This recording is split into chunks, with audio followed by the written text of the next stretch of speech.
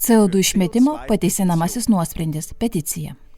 Diskusijose dėl klimato atkakliai teigiama, kad garsūs mokslininkai sutarė, kad beveik 97% sutinka, kad globalų atšilimą sukelia antropogeninis CO2 išmetimas.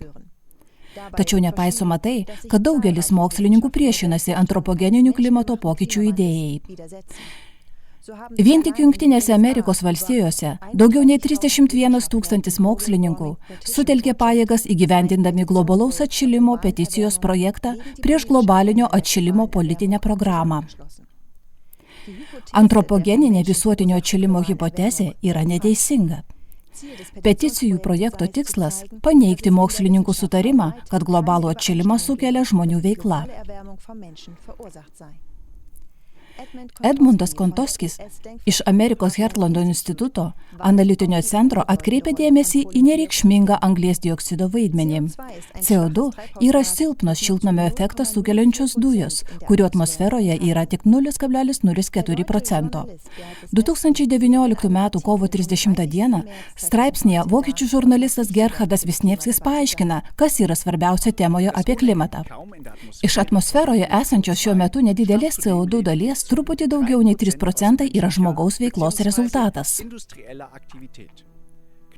Beveik 97% kyla iš natūralių, ne žmogaus sukurtų šaltinių.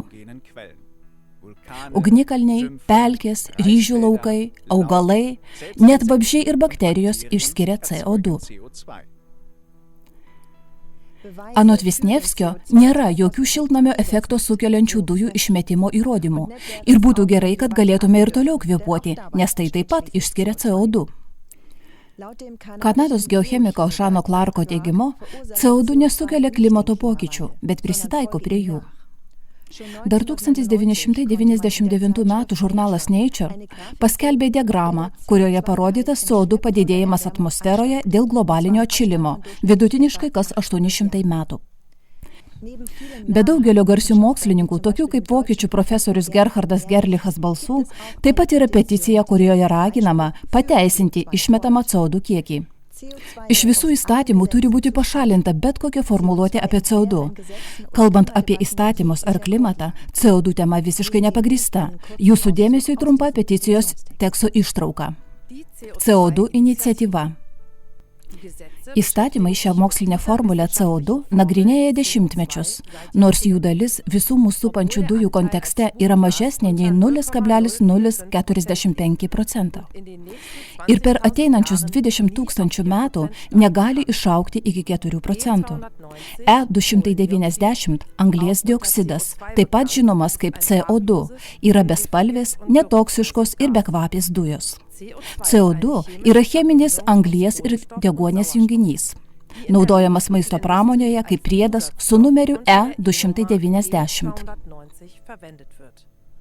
Anglies dioksido natūraliai yra atmosferoje, vandenynuose ir gėlame vandenyje.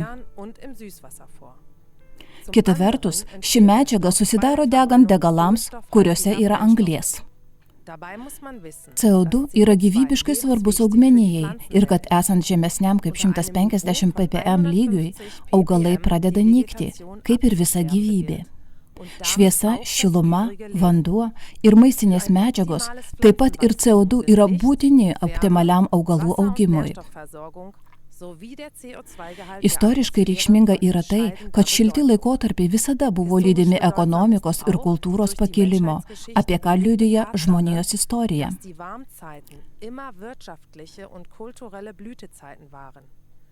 Tačiau vėsūs laikotarpiai tarp jų visada kėlė rimtų problemų, tokių kaip badą ir Europos gyventojų migraciją.